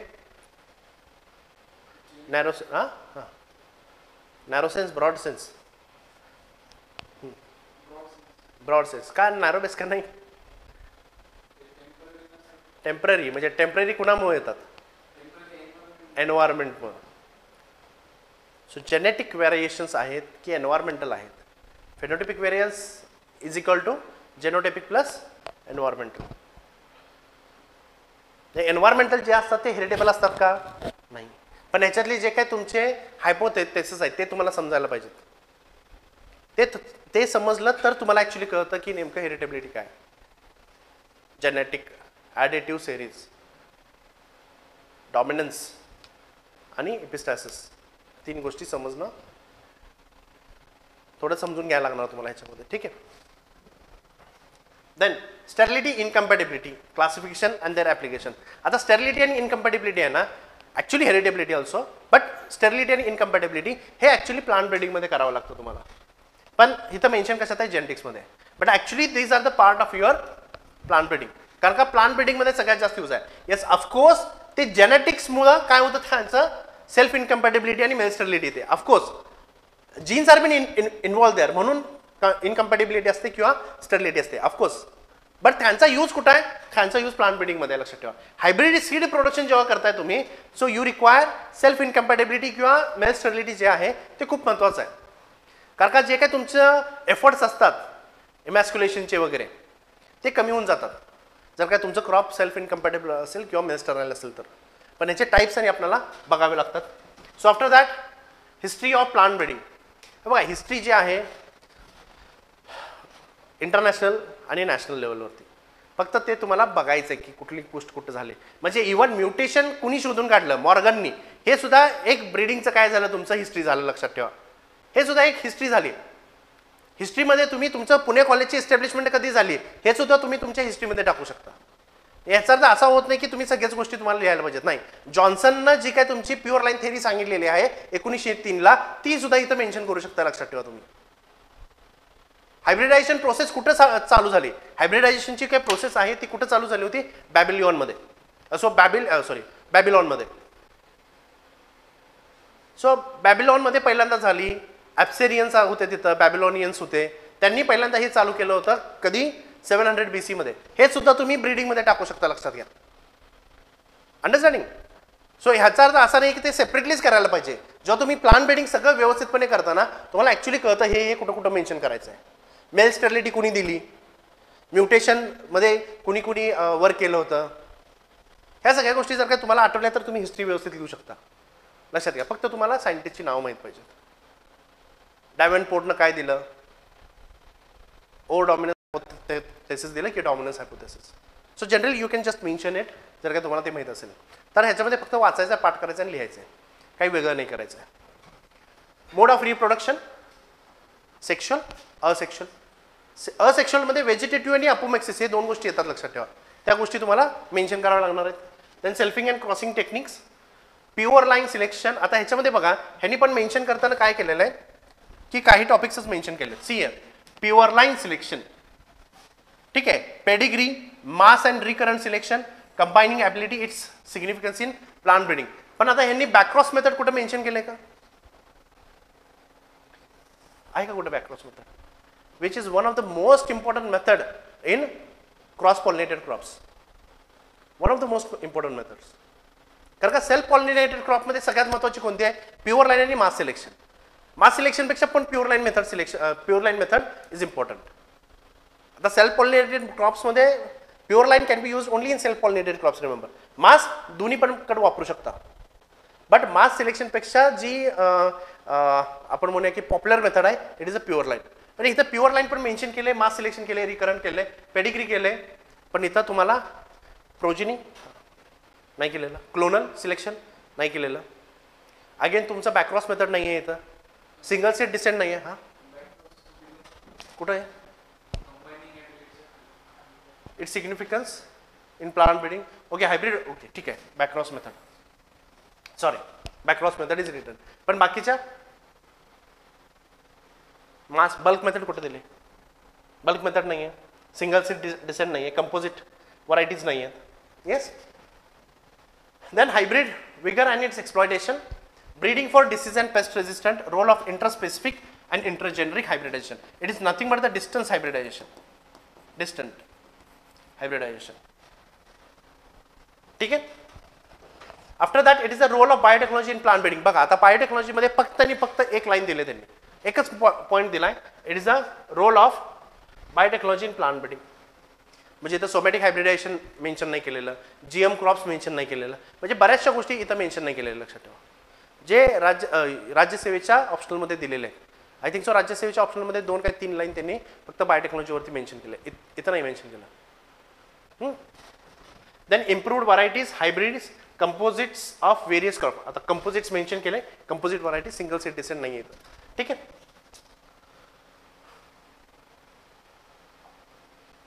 then it is the crop physiology. आता हा दोन जे काही पॉईंट्स मेन्शन केलेत हे सगळं क्रॉप फिजिओलॉजीमध्ये आहे, लक्षात ठेवा. Crop physiology. आणि एक लक्षात ठेवा, जेनेटिक्स समजल्याशिवाय प्लांट ब्रीडिंगला जायचं नाही. जेनेटिक्स प्लांट ब्रीडिंग झाल्याशिवाय क्रॉप फिजिओलॉजीला जायचं नाही, लक्षात ठेवा. कारण कुठं नाही तर कुठंतरी लिंकेज असतात, लक्षात ठेवा. कुठं नाही तर कुठं तर. आता क्रॉप फिजिओलॉजीमध्ये जास्त लिंकेज नाही आहेत, जेनेटिक्स आणि प्लांट ब्रीडिंगचे जास्त असं लिंकेज नाही आहे. पण कुठं नाही तर कुठंतरी ते तुम्हाला लागतं बेसिक्स. क्रॉप फिजिओलॉजी सगळं आतलं जे काही चालू असतात ह्याच्यावरती असतं, त्याच्यामुळे एवढं जास्त काही संबंधित नाही.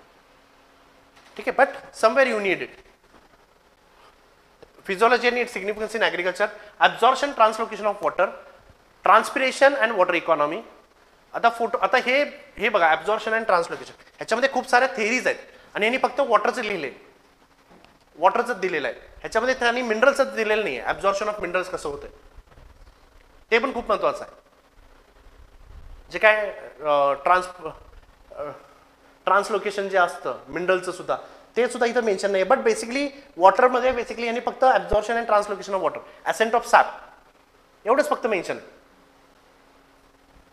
ट्रान्सपिरेशन अँड वॉटर इकॉनॉमी, जे काय स्टोमॅटा आहे, ट्रान्सपिरेशन म्हटलं की स्टोमॅटा महत्त्वाचं आहे तुम्हाला. स्टोमॅटाचं ओपनिंग अँड क्लोजिंग किंवा स्टोमॅटाचं स्ट्रक्चर हे मेन्शन नाही आहे, बट ते पण करावं लागतं आपल्याला. आणि stomata it is also for the botany also. म्हणजे दोन्हीकडे टॉपिक आहे लक्षात ठेवा. स्टोमॅटाचं स्ट्रक्चर, स्टोमॅटाचे टाइप्स हे तिकडं पण आहे लक्षात ठेवा बॉटनीला. After that photosynthesis, modern concept, factors affecting process, aerobic, non aerobic respiration, C3 C4 CAM. आता नॉन एरोबिक जो आहे anaerobic respiration, it is nothing but the C2 cycle. ऐकले C2 cycle? Anaerobic respiration, it is a anaerobic respiration.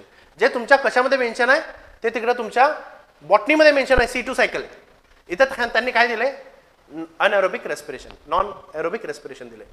अनएरोबिकचाच अर्थ basically काय? C2 cycle आहे. And काम mechanism. ठीक आहे. येस.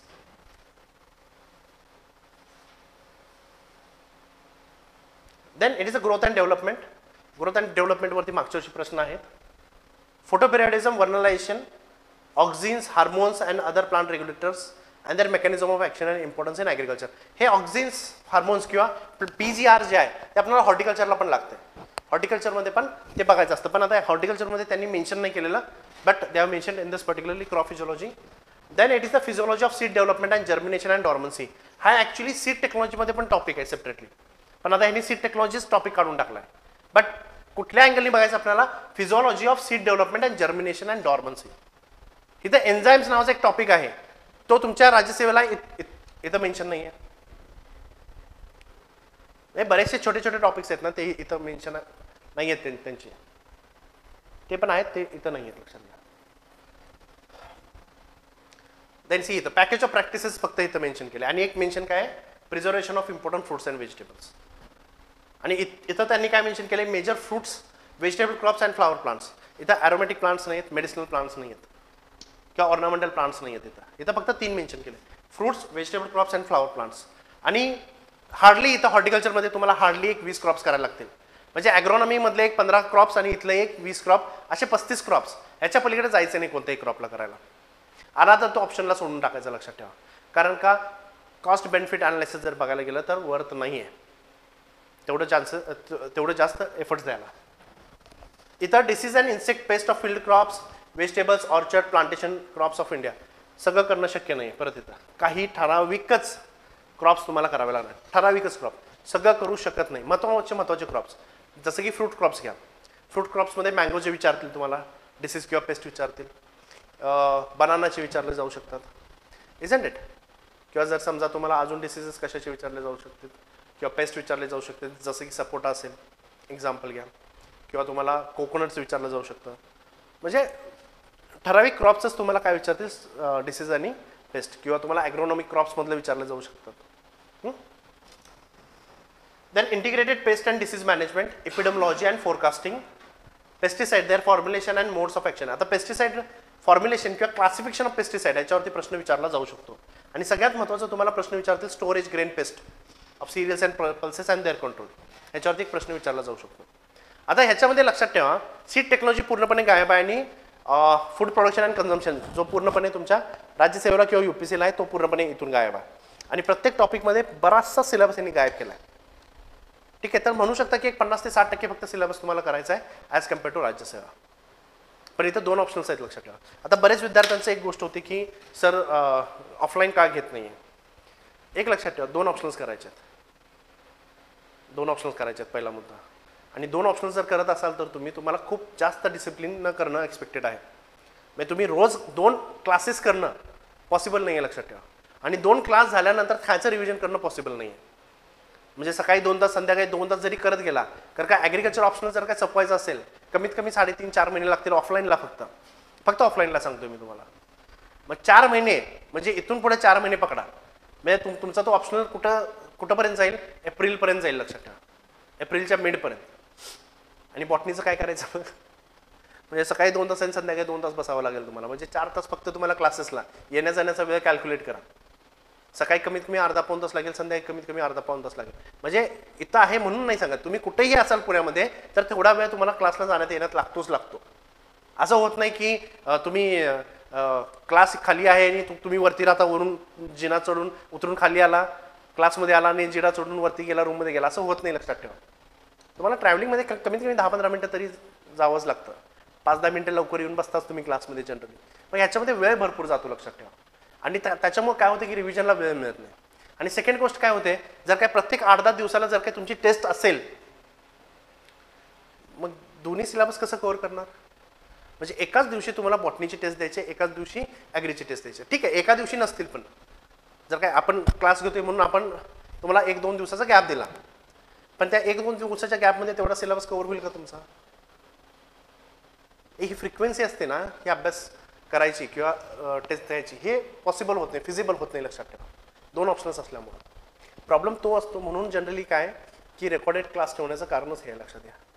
आणि कदाचित रेकॉर्डेड क्लासेस तुम्हाला लवकर मिळतील सगळ्याच्या सगळे, आणि त्यामुळे तुमचा अभ्यास तुम्हाला पटकन करायला सोपं होऊन जाईल, लक्षात घ्या. त्यामुळे रिव्हिजनला तुम्हाला जास्त वेळ मिळेल. ऑफलाईनमध्ये प्रॉब्लेम येतात. आणि आमचं जनरल ऑब्झर्वेशन आहे, इनिशियली मुलं खूप एक्सायटेड असतात, ऑफलाईनला येऊन बसतात. महिना झाला की सर आम्ही ऑनलाईन करतो, अजून एक 15 दिवस गेलं की सर आम्ही रेकॉर्डेड क्लास बघतो. हे जनरली असं होतं. त्याच्यामुळं रेकॉर्डेड आहे एक तुमच्यासाठी ती चांगली गोष्ट आहे. तुम्ही सिलेबस लवकर कंप्लीट करू शकता, तुमच्या हिशोबाने कंप्लीट करू शकता, लक्षात ठेवा. ठीक आहे. सिलेबसमध्ये काही डाऊट्स, ऑनलाईन सिलेबसमध्ये काही डाऊट्स आहेत का?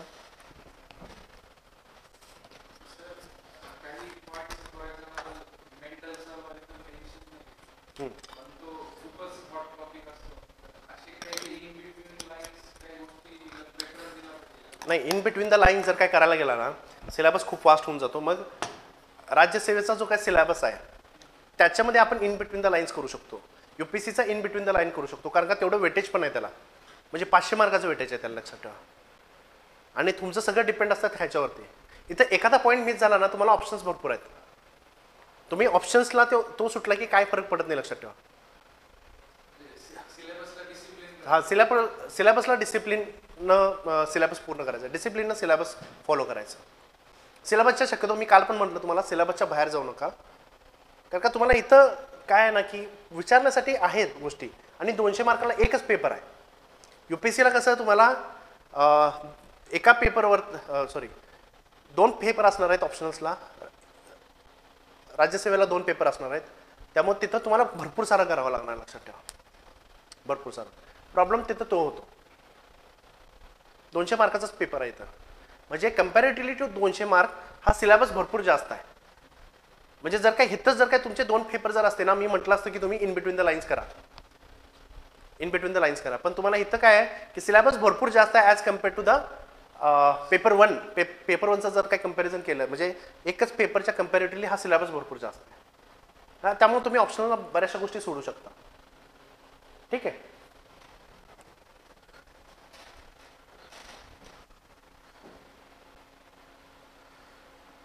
ज्योती,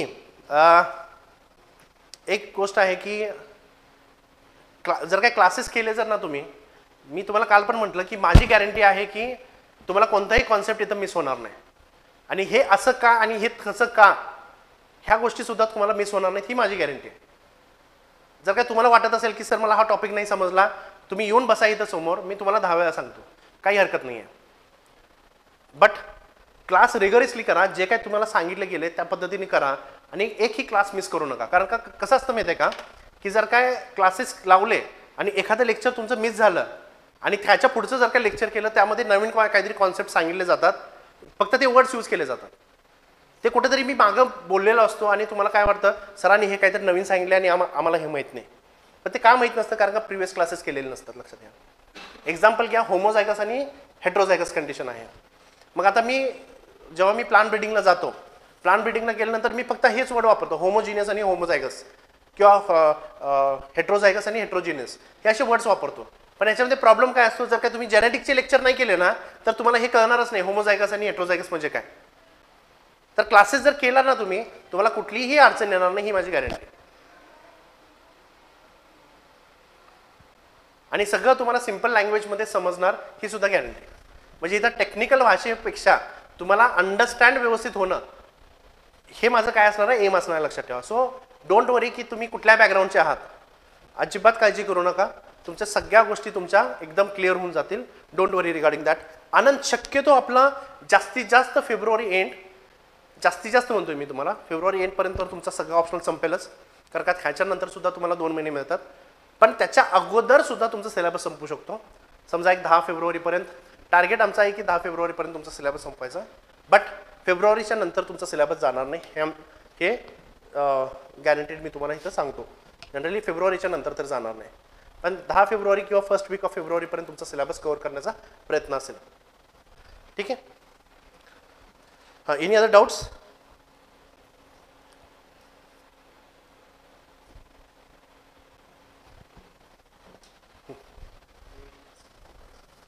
नाही, क्वेश्चन्स आपण डिस्कस करूया. सिलेबसमध्ये काय डाऊट्स आहेत का? हां, बोल. हां, एपिडेमॉलॉजी आणि फोरकास्टिंग. हां हां, नाही काय टेन्शन घेऊ नको त्याचं. फोरकास्टिंग आणि एपिडेमॉलॉजी खूप सोपा टॉपिक आहे. एपिडेमिक्स म्हणजे काय असतं, फोरकास्टिंग म्हणजे आपण फोरकास्टिंग डिसीजचं कसं करतो, पेस्टचं फोरकास्टिंग कसं करतो, हेच आहे फक्त तिथं. डोंट वरी, सांगितलं ना. जर काय क्लासेस लावत असाल तर काही टेन्शन घेऊ नका. क्लासेस लावत नसाल तर टेन्शन घ्या. I can't say about other classes also, but माझ्याकडे जर येत असाल तर टेन्शन घेऊ नका. हां, आणि क्लासमध्ये जरी नाही समजलं ना, इथे येऊन बसा 10 वेळा, मी 10 वेळा तुम्हाला सांगतो. पण एवढी गॅरंटी की तुम्हाला क्लासमध्येच त्या सगळ्या गोष्टी सिंपल भाषेमध्ये क्लिअर होऊन जातील. आय थिंक सो आपले यूट्यूबला व्हिडिओज आहेत काही बेसिक कॉन्सेप्टचे, आपण ॲज अ डेमो लेक्चर्स म्हणून टाकलेले आहेत आपण. ठीक आहे, तर तेच तुम्हाला व्हिडिओज मिळणार आहेत ॲक्च्युली, फक्त ते आपण थोडे सेक्शन्समध्ये टाकलेले आहेत. तर ते वाटलं तर बघा एकदा. येस, अजून दुसरं काय? नो, ऑनलाईन अजून काही डाऊट्स आहेत? नाहीतर आपण पेपर बघूया. आपण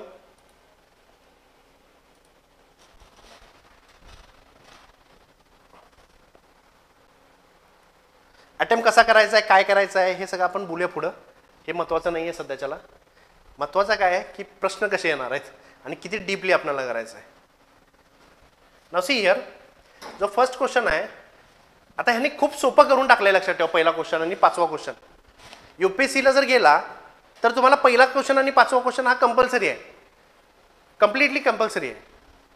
ठीक आहे, पण IFSला ऑप्शन्स मिळतील तुम्हाला, बट UPSCला राज्यसेवेला तुम्हाला हे कंपल्सरी असणार आहे. बट इथं तुम्हाला काय झालंय की सोपं करून टाकले त्यांनी. काय केलं की 7 पैकी तुम्हाला 5 प्रश्न करायचे तिथं, 7 पैकी. सो इथं तुम्हाला 2 ऑप्शन तरी मिळाले, लक्षात ठेवा.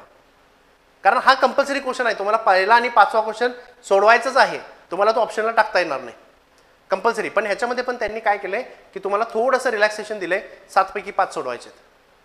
ठीक आहे, आता बघा, define water requirement, it's formula and explain different approaches of estimation of water requirement. आता वॉटर रिक्वायरमेंट कुठला टॉपिक आहे? ॲग्रोनॉमी. कुठं आहे का मेन्शन? Water requirement.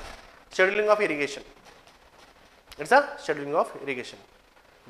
हां, irrigation requirement, water requirement. Explain soil survey and mapping in agriculture, types of surveys and their interpretation. आता लक्षात ठेवा, हे पण कुठं मेन्शन नाही का? नाही.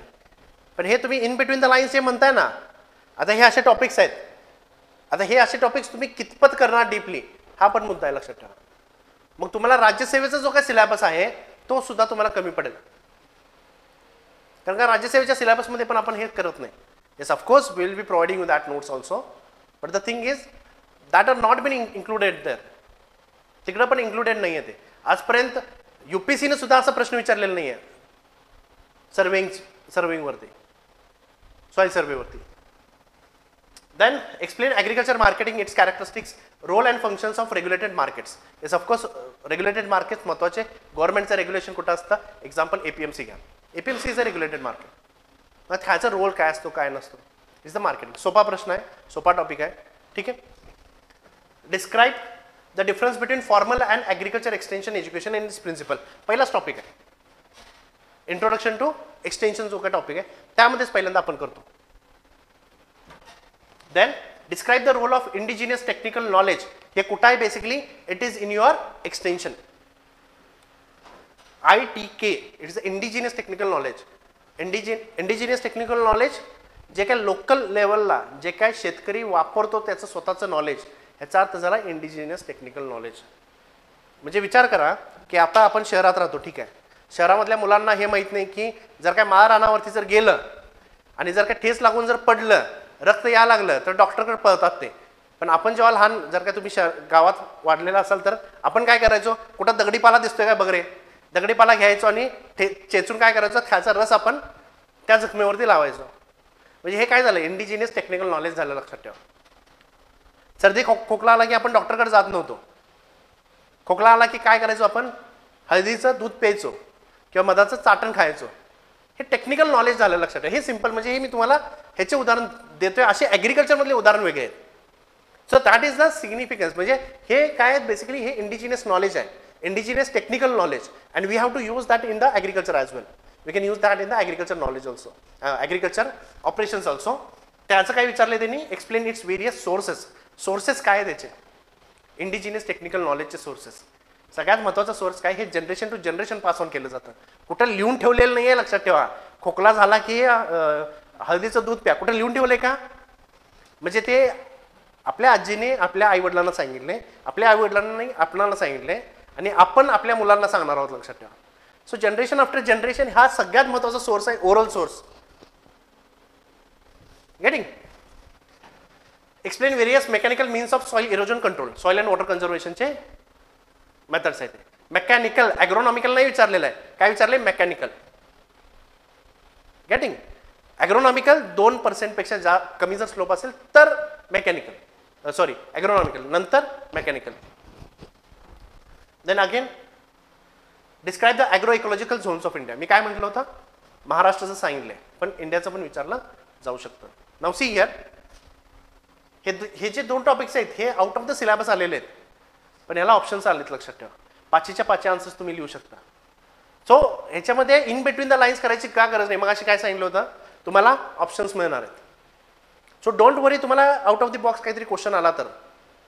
कारण का जनरली ज्यांना राज्यसेवेचा जरी सिलेबस जरी केला असेल ना, तरी सुद्धा त्याला हे करणं थोडंसं डिफिकल्ट जाईल. Getting. Then define tillage and its importance in agriculture and explain modern concepts of tillage. सोपा टॉपिक आहे, सोपा आहे, खूप अवघड नाही आहे. What is land degradation, problematic soils, मगाशी आपण करत होतो. लक्षात ठेवा. पण हे तुम्हाला सॉइल अँड वॉटर कन्झर्वेशनमध्ये करायचं आहे. कुठं, सॉइल अँड वॉटर कन्झर्वेशन, म्हणजे सॉइल इरोजन, लँड डिग्रेडेशन. लँडची जी काय क्वालिटी कमी होते, land degradation. Explain the major factors affecting degradation with its conservation technologies. So soil and water कन्झर्वेशनचा बेस विचारला आहे त्यांनी. Describe market policies and current issues in agriculture marketing. मग असेच आपण डिस्कस केलं की तुम्हाला करंट अफेअर्स विचारले जातील. करंट अफेअर्स म्हणजे करंट इश्यूज विचारलेत. लक्षात ठेवा त्यांनी. Isn't it. म्हणून इथं तुम्हाला करंटचा डाटा कुठेतरी गोळा करून आणायचा आहे. काय एक्झाम्पल, आता खूप सोपं असतं. लक्षात ठेवा, खूप अवघड नसतं. हे काय विचारले, current issues in agriculture marketing. Current issues, competition वाढलंय, सिंपल गोष्ट आहे.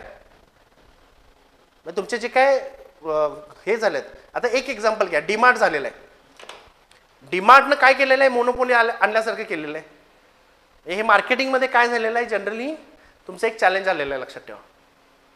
It's one of the challenge. किंवा तुमच्याकडे कोल्ड चेन स्टोरेज नाही आहेत, it is one of the challenge. हे करंट चॅलेंजेस आहेत तुमच्याकडं. एक्सपोर्टमध्ये जनरली काय झालेलं आहे, तुमचे सॅनिटरी आणि फायटोसॅनिटरी सर्टिफिकेट्स किंवा मेजर्स आणलेले आहेत. हे एक चॅलेंज झालंय एक्सपोर्ट करायचं असेल तर. आता ट्रम्पचंच उदाहरण घ्या. मार्केटिंगमध्ये चॅलेंज झालंय ना तुम्हाला ते. म्हणजे इंडियामधले जे काही इम्पोर्ट्स आहेत त्याच्यावरती त्यांनी काय टाकलेले आहेत, tariffs. Direct 50%, direct 100%. So it is also one type of challenge ना.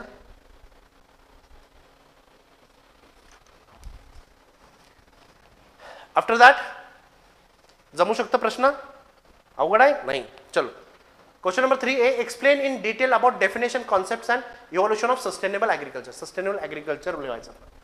And describe the organic farming concept and various systems of sustainable agriculture. मग इथं तुम्हाला एक्झाम्पल्स द्यायला लागणार आहेत. लक्षात घ्या.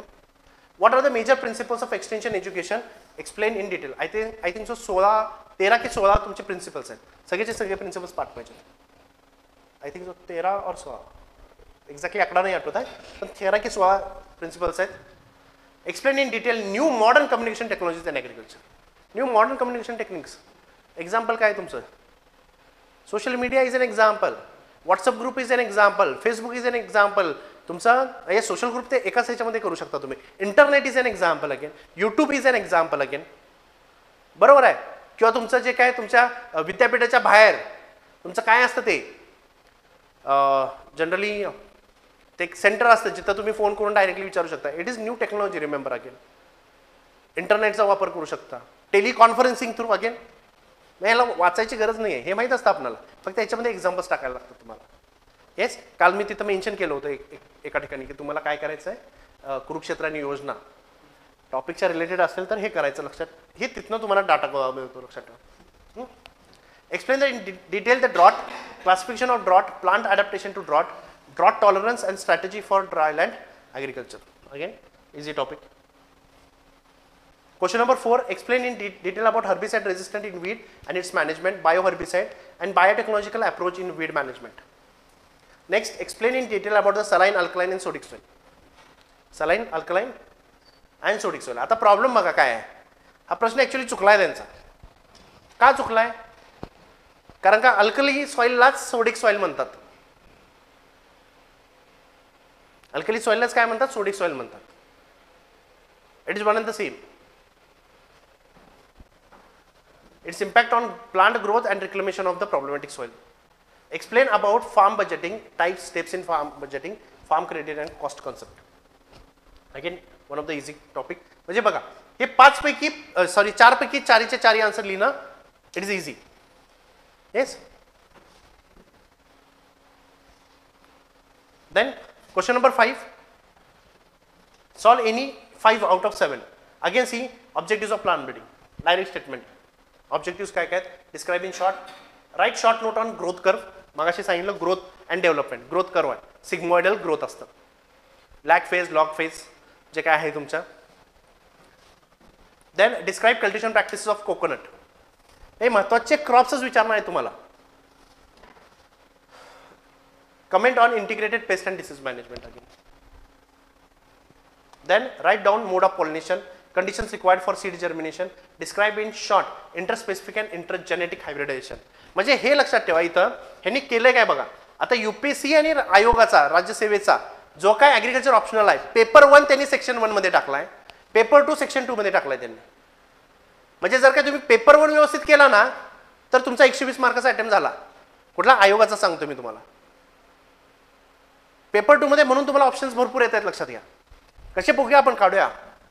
ह्याच्यातले दोनच तुम्हाला सोडवायचे आहेत. एक तर कंपल्सरी झाला तुमचा 5वा. ठीक आहे. आता बघा, ह्याच्यातलं जर का तुम्ही कोकोनटचं पॅकेज ऑफ प्रॅक्टिस जरी केलं नाही, म्हणजे हॉर्टिकल्चर हा सिलेबसच तुम्ही काय केलाय, ऑप्शनलला टाकलाय. ऑप्शन आलाय ना तुम्हाला इथं. म्हणजे 6 पैकी 5 तरी लिहू शकतो आपण. सोपे सोपे टॉपिक्स आहेत. हेच. After that sexual and asexual reproduction in crop plant. म्हणजे क्रॉप प्लांट ब्रीडिंगचे जास्त प्रश्न आलेले आहेत, क्रॉप फिजिओलॉजीचे जास्त प्रश्न आहेत. Sexual and asexual reproduction in crop plant. Then, how is water absorbed by the plant? How is water absorption of water and translocation of water. That's absorption of water. Describe the various external and internal conditions affecting the rate of absorption. Write in detail the cultivation practices of chili on following points. आता एक 10 मार्काचा हा प्रश्न घ्या.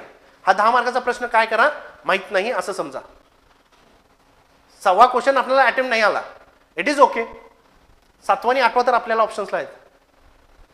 Define biotechnology and discuss it relevance of biotechnology in Indian agriculture. Simple topic. Then again write in detail the storage, pest and disease of cereals and pulses and their control. Already मागच्या वर्षी विचारला, यावर्षी विचारण्याची शक्यता कमी झाली. Write short note on self incompatibility. 7वा प्रश्न लिहू शकतो आपण, म्हणजे जर काय अभ्यास व्यवस्थित केला असेल. मी काय म्हणतोय, हॉर्टिकल्चर पूर्णपणे सिलेबस तुम्ही ऑप्शनलला टाकलाय. तुम्ही पूर्णपणे ॲग्रोनॉमी ऑप्शनलला टाकला. ॲग्रोनॉमी म्हणजे पॅकेज ऑफ प्रॅक्टिसेस तुम्ही ऑप्शनलला टाकलाय. ठीक आहे. ऑप्शन्सला आहे तुम्हाला इथं. Yes. C describe the application of backcross method and write down its merits and demerits. खूप महत्त्वाचं आहे.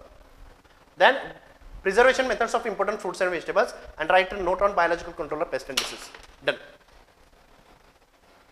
सो तुम्ही इथं 1-2 टॉपिक पूर्णपणे ऑप्शनला टाकू शकता. काय क्लायमेटवरती काय प्रश्न आहे याच्यामध्ये? कुठे क्लायमेटवरती प्रश्न आहे का? Agro ecological zones of India ॲग्रोनॉमीमध्ये क्वेश्चन येतो.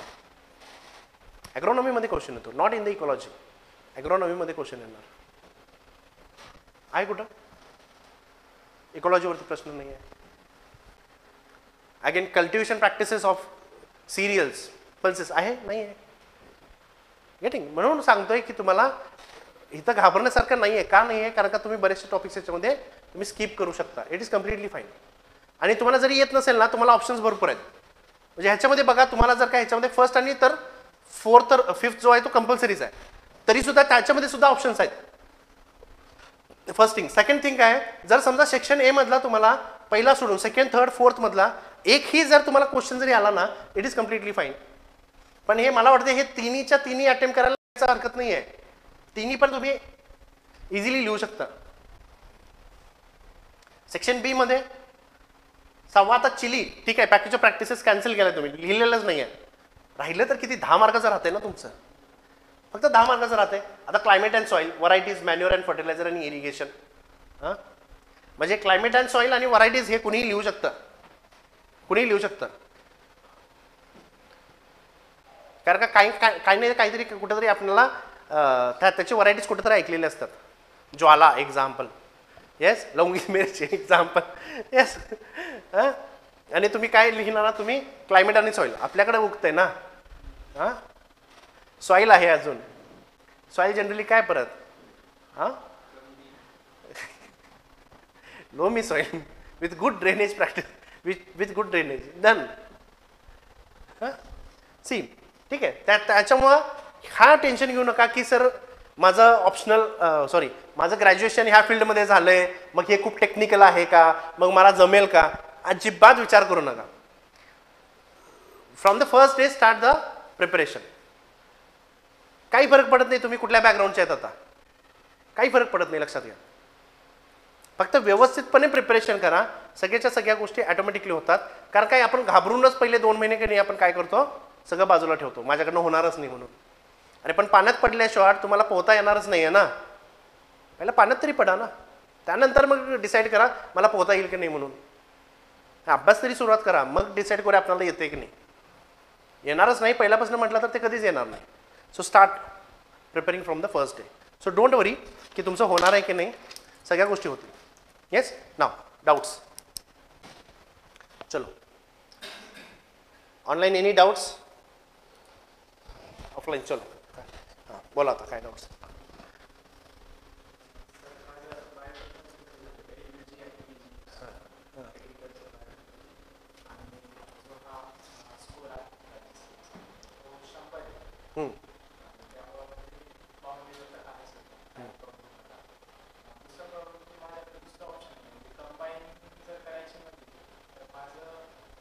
प्रिपरेशन नाही आहे तेवढं.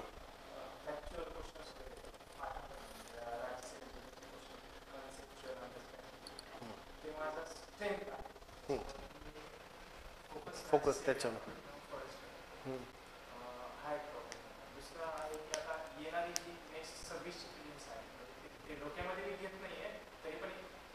Future plan.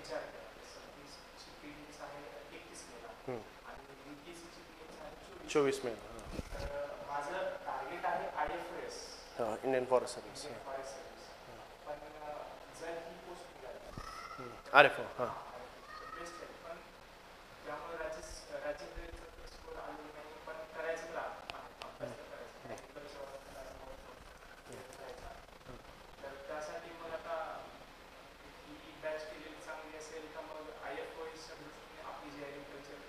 मी म्हणेल की जर काय तुमचं टार्गेट जर काय राज्यसेवा पण आहे ठीक आहे, आता हा पण एक टार्गेट आहे, पण फ्युचरमध्ये जाऊन तुम्हाला राज्यसेवा पण बरं करायची नाही. आय कॅन अंडरस्टँड ते, मला ती कळालं ठीक आहे. पण जर समजा की राज्यसेवा करायची असेल, ह्या वर्षी नाही होत आहे, पुढच्या वर्षी कदाचित मी राज्यसेवा, पुढच्या वर्षी जर समजा फॉरेस्टची ॲडच नाही आली तर मग पुढच्या वर्षी काय करू, हा एक आपल्याकडं प्रॉब्लेम असणार आहे. मग त्यामध्ये एकतरी UPSC किंवा एकतरी MPSC दोन्हीपैकी काहीतरी एक.